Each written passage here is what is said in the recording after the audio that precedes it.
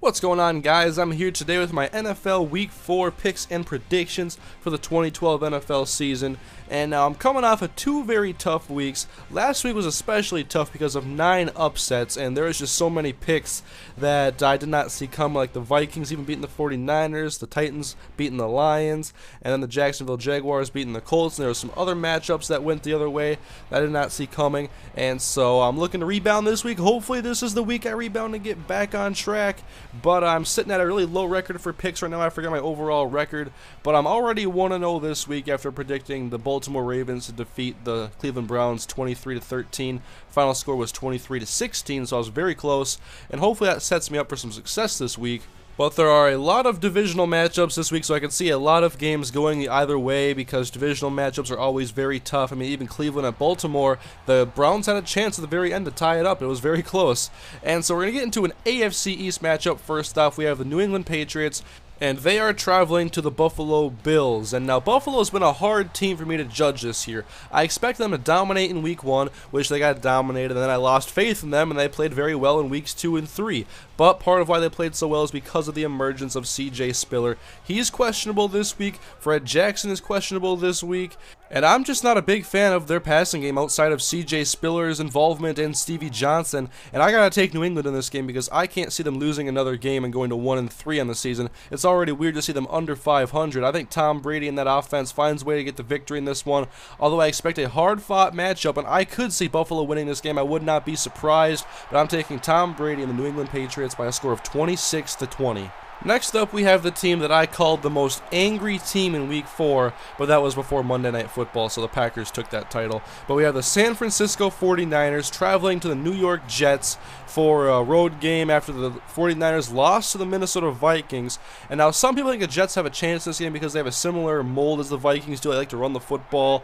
And I wonder if we're going to start seeing more Bilal Powell because he offers a lot more to his skill set than Sean Green does, which I think Sean Green is just an average at best running back and should not be a starter. He should be a secondary running back or split time with somebody.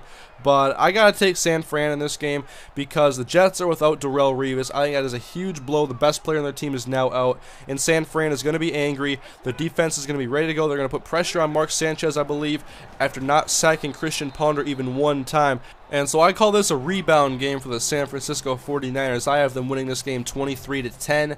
On to an NFC West matchup, the Seattle Seahawks, who were the ultimate victors in Monday night's football game.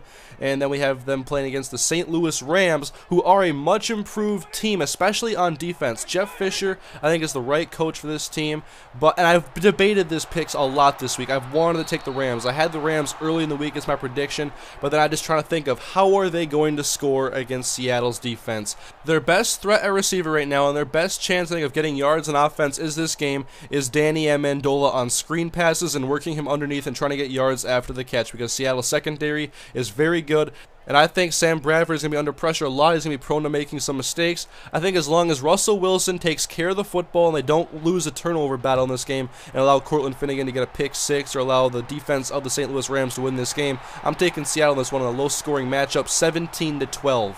Next up, NFC South matchup, the Atlanta Falcons and the Carolina Panthers. Atlanta's coming off of an impressive win on the West Coast at San Diego, and their offense is rolling right now, and Matt Ryan has played like the best quarterback this season over the first 3 games. So I am taking Atlanta in this one. I'm just not a fan of Carolina's offense. I think they need another playmaker in the passing game, and their defense got carved up by Eli Manning last week on Thursday Night Football, and right now I can't see Matt Ryan losing at the Georgia Dome, so I'm taking Atlanta 34-17. And on to Minnesota at Detroit. Now I have a video on my channel for this one. I think it will be up before or after this video. I'm not sure exactly, but you can see a more in-depth analysis of that game on that video. But I'm taking the Vikings in that one 23-20 as long as they can remain balanced, not let Megatron take over the football game. Next up, San Diego at Kansas City, and the Chargers, of course, lost a very bad game for them to the Atlanta Falcons, and Kansas City is coming off of a victory against the New Orleans Saints, and it's in Arrowhead Stadium, and I like Kansas City this week because they have more firepower on offense. That San Diego offense is just not impressive to me. I mean, Malcolm Floyd hasn't done a whole lot at the number 1 receiver spot. Antonio Gates hasn't had a big impact this year, and he's had trouble staying on the field consistently. And I think the lack of weapons for San Diego hurts them in this game. I think if the pass rush from Kansas City gets to them and puts Phillip Rivers down a few times and makes him make some mistakes. And I just like Kansas City's offense in this game, especially if Jamal Charles can help take over this one the way he did in New Orleans. And that passing game can also be opened up with John Baldwin and Dwayne Bowe. So I'm taking Kansas City in this one, 24-17. Next up, AFC South matchup, Tennessee traveling to the Houston Texans, one of the teams called the best team in football right now. They are undefeated, and they're playing against a Tennessee team that pulled it off against Detroit last week with the help of 2 special teams touchdowns, a pick six, and a late overtime victory. But Jake Locker is known for his inaccuracy, and this pass rush from the Houston Texans can get to him. J.J. Watt, arguably one of the best defensive players playing so far this season, he's probably going to be pressuring Jake Locker a lot. And the Houston Texans also have a very good offense, just a very complete team right now. I like Houston at home, 34-17. On the Cincinnati at Jacksonville. And now I've experimented with this one time. Jacksonville in an upset at home. I had it in week 2, catching the Texans off guard. That didn't work. That was a horrible call by me. But I look at Cincinnati's defense right now. I see all of these holes. They gave a lot of points to the Browns, too, in that week 2 game they played. And they just have so many injuries right now, especially in their secondary. Is that enough for Blaine Gabbert to get this going and to have Justin Blackmon actually make some catches and make an impact in the game? Regardless, I think Maurice Jones-Drew has a good day on the ground, and he helps keep the ball out of Andy Dalton's hands and him throwing the ball to Andrew Hawkins and A.J. Green, Jermaine Gresham, and Ben Jarvis Green Ellis running the football.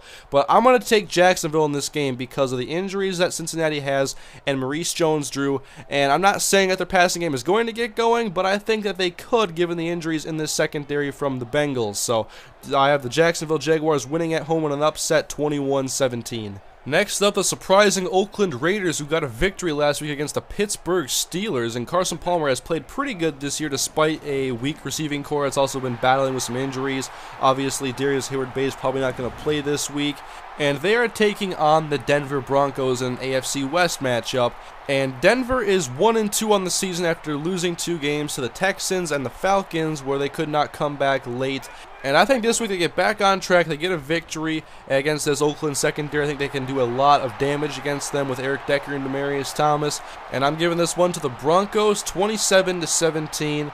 And next up, we have the Arizona Cardinals taking on the Miami Dolphins in Arizona. And now, I've picked against the Cardinals all 3 weeks this season. And then I got to thinking to myself, should I pick against them again this week? Could this be a trap game for him here? Maybe a little too much confidence in Ryan Tannehill and that offense gets going? I'm not counting on it. I'm going to take the Cardinals in this game because their defense is so good. They're at home, and I think they can make Ryan Tannehill make some mistakes. I think Patrick Peterson, is going to have a pick 6 in this game. I'm predicting Patrick Peterson with a pick 6, and I just can't see Miami scoring too many touchdowns, especially if they have Reggie Bush not playing this week, which currently he is questionable.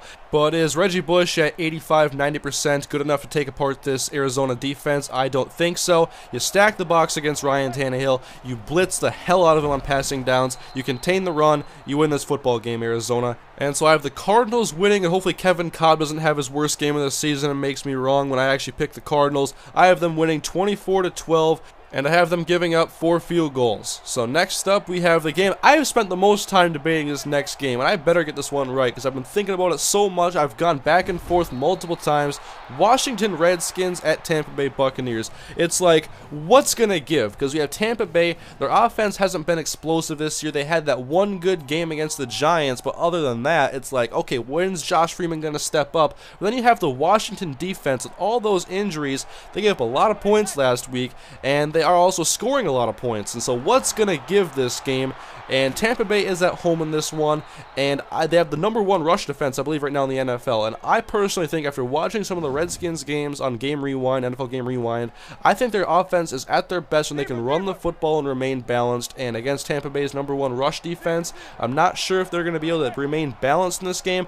Although RG3 has been very impressive this year, I don't like their chances, especially if Pierre Garçon doesn't play. But if he does play, he could be a game breaker against this weak secondary that Tampa Bay has. But right now, I'm sitting with Tampa Bay. I'm sticking with Tampa Bay, 27-24. and I'll be following that game to see if I actually get that one right. Next up, New Orleans traveling to Green Bay. Now, Green Bay is the most angry team this week, I would say, after that loss to the Seattle Seahawks on Monday Night Football and that controversial call. I'm not going to talk about it in this video either, but New Orleans is coming off a loss, and they are in a downward spiral right now without Sean Payton or Joe Vitt. So the intern for the interim is currently 0-3, and I see him going 0-4 in this game because that defense from New Orleans is just ugly.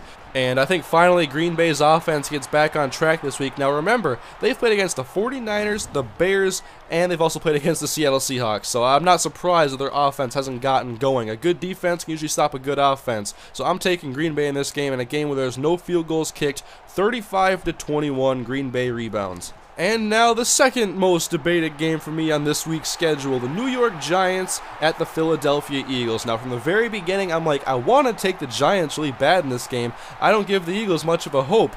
But it's an NFC East matchup, it's in Philadelphia, and the Eagles are such a hard team to predict, except for they've been awfully consistent this year at turning over the football. They have yet to play one completely good football game, whereas the Giants are coming off of a big victory over the Carolina Panthers, have some extra rest for this game, but still have some injuries. I mean, Hakeem Nicks is doubtful, I think Jaron Hosley is out, David Deal is out. Can Eli Manning do what he did with the receiving core that he has against the Panthers and translate that against Nnamdi Asomugha, Dominique Rodgers-Cromartie, Brandon Boykin, Kurt Coleman, and this Philadelphia secondary? Can he do that? I don't exactly have all the confidence in the world of that happening, but Michael Vick, he's been a turnover machine, and the Giants still have a very good front four, no injuries there about JPP and Justin Tucker I have to worry about, and so maybe this is the game where Michael Vick actually gets hurt and we have to see Nick Foles play. But I'm taking the Giants in this game because I have more confidence in them, although I was leaning with Philadelphia for a while because they're at home, and the NFC East, it's like, yeah, this team is really good, this team's playing horrible, the horrible team's going to win this game. If Philadelphia wins, I will not be the least bit surprised. I have the Giants winning, though, on the road, 24-21. And finally, this is the game I predict to be one of the hardest games to watch this week. It's going to be an ugly turnover fest, I'm predicting. The Chicago Bears and the Dallas Cowboys, and I say this because both teams' offensive lines are terrible, and both teams can pressure the quarterback. I could see a lot of interceptions, a lot of turnovers, just an ugly football game is what I'm predicting. I think it's going to happen this week, especially because Chicago's been pretty good against the run, and if Dallas stops the run as well, and Jay Cutler and Tony Romo have to pass each like 40-50 times, oh boy, this could get ugly in a hurry. So, yeah, this is going to be a fun game to watch, though. It's going to be hard to watch, but keep your eyes open for all the interceptions that are going to be coming, I think. In the end, I take the Dallas Cowboys because they are at home, and I think DeMarcus Ware against Jay Cutler is a better matchup for them because at least the Dallas Cowboys have Tyron Smith, and the Chicago Bears have Jamarcus Webb, and you all know how I think about Jamarcus Webb. So I have Dallas winning this game 24-20. No, screw that. I'm going to go Dallas 25, Chicago 19. This game is going to be ugly, and I'm predicting some weird numbers for scores as well, so I got Dallas winning this game. And so that concludes my Week 4 NFL predictions for the 2012 NFL season. Let me know your thoughts in the comment section. I better bounce back this week. It's been an ugly year so far for me predicting. And so we'll see how it goes. Looking forward to a lot of games this weekend, as well as the Monday Nighter that I think is going to be the ugliest game of the year. And so thank you guys for watching. Let me know your thoughts in the comment section. I'll see you guys later.